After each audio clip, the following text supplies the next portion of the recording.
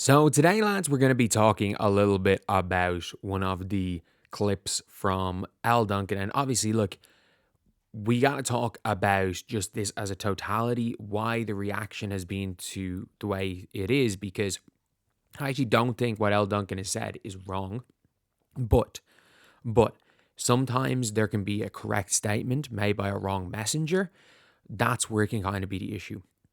And originally, I said, oh, yeah, that it was kind of just people at ESPN. I didn't realize L. Duncan was one of the people that a year ago was saying this type of thing.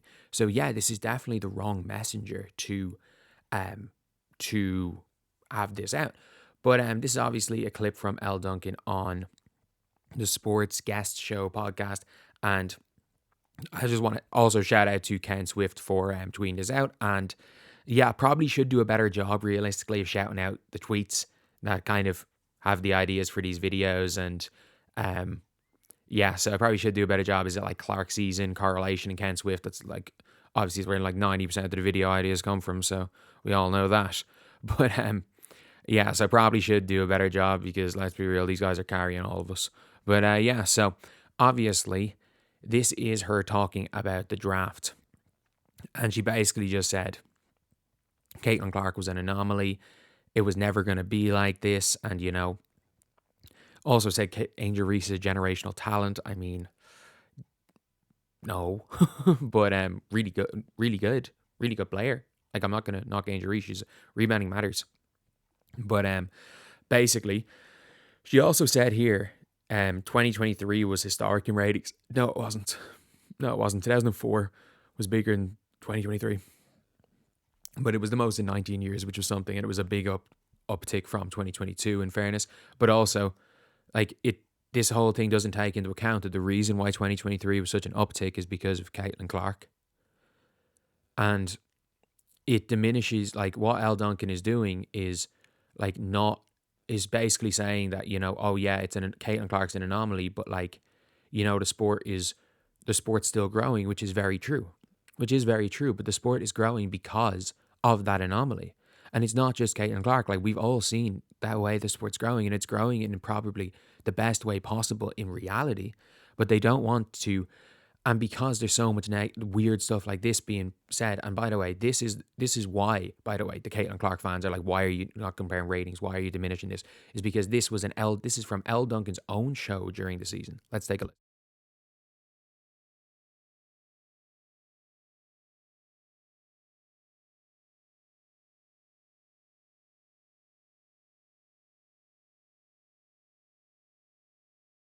Okay, there's no noise coming out, so I just want to, hopefully you guys can hear this. If you can't, I apologize. Fans are sucking the life out of the WNBA right now. It's just the truth. You are right. You are right, new fans. There has never been more viewership because of Caitlin Clark. There's never been more attention. They're doing 40 minutes on First Take about Caitlin Clark. They never did that before, as Monica McNutt called out. You're right. But you know what there was in the WNBA last year and the years prior? There was other storylines. There was joy. There was talk of competition. There was talk of what was actually happening. Yeah, no, there wasn't. And I mean that when I say that. No, there wasn't. I'm someone who very much was not a big follower of the WNBA. Do you want to know what the conversations were in 2023? Why is Sabrina Ionescu on the NBA 2K24 cover? Why is Sabrina Ionescu getting a shoe when Aja Wilson isn't?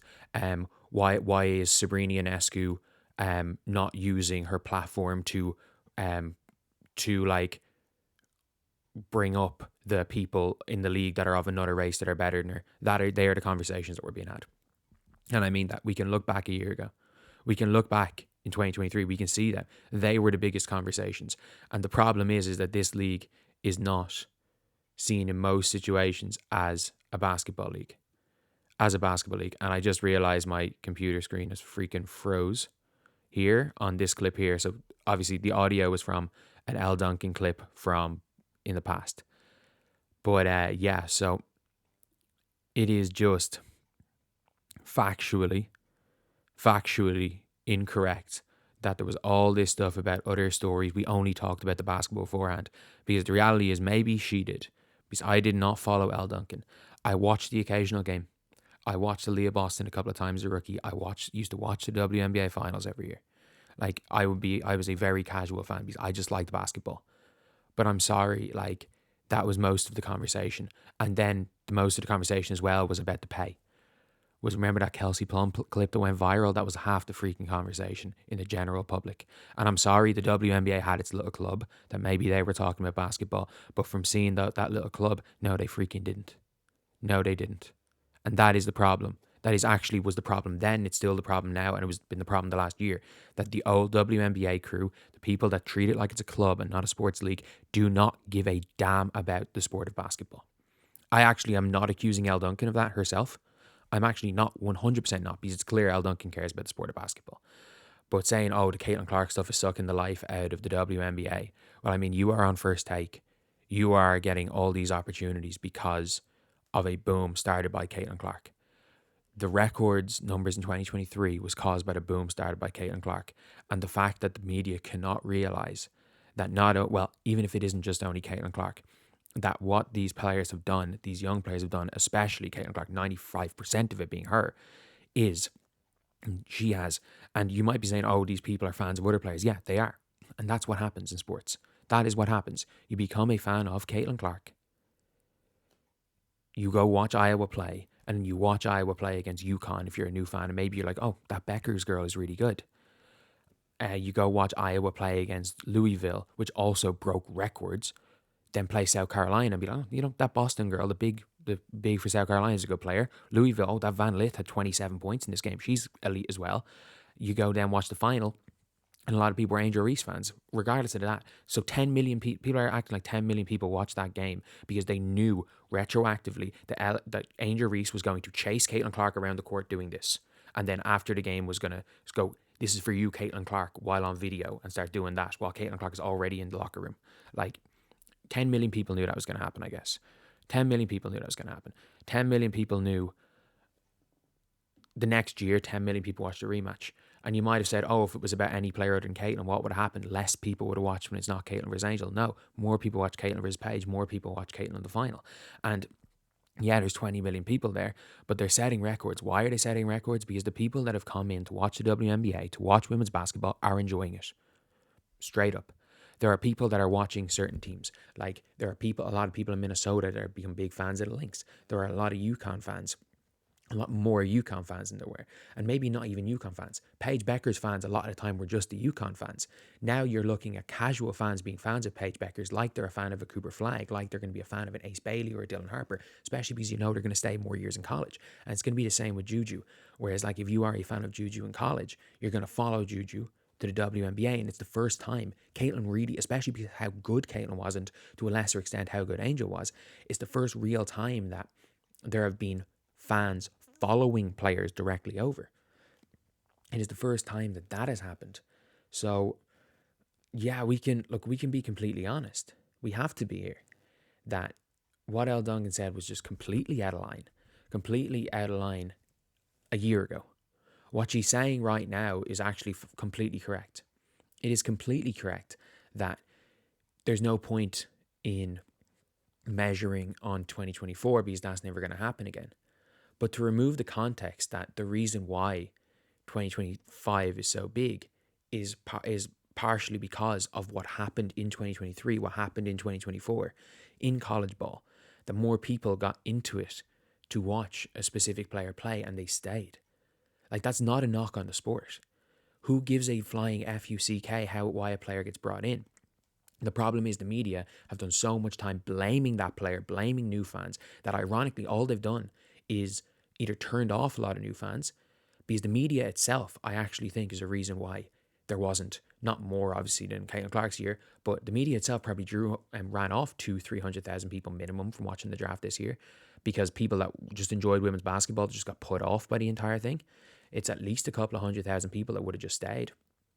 And the media have effectively, like, almost indoctrinated people into this, I'm only watching Caitlin Clark, it's Caitlin Clark versus the WNBA, because the media have not I've decided not to actually talk about the real thing. The real positive story about this is that, yeah, Caitlin Clark is the biggest thing. But what has now happened is, because I actually do enjoy the product. I think in general it's a pretty good product. I enjoy the games. I enjoy watching basketball. I think a lot of people do enjoy watching basketball. Is that so many people have stayed. Even if we're looking at it as a percentage of people that just watch Caitlin Clark, you could argue it's a really low percentage. But if you look at it as a percentage of the people that were there pre-Caitlin Clark, it's a huge percentage, plus 100%. There's 200, 300% in some situations. And the sport is only growing with the new stars coming up through college. And again, none of this happens without a triple-double, 40-point triple-double from Caitlin Clark against Louisville, 40 points against South Carolina, the LSU game, the following year, 41.12 assist game from Caitlin Clark. Caitlin Clark beating UConn. The South Carolina game where Caitlin had 18 in the first quarter. Camila Cardoso killed them. Raven Johnson, a fantastic job on her later on in that game. And then the historically great rookie year. None of what's happening now happens without that sequence of events.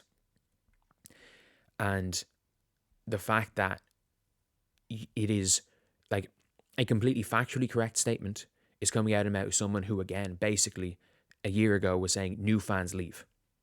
That is where the issue is. Sometimes the message can be correct, but the messenger can be wrong.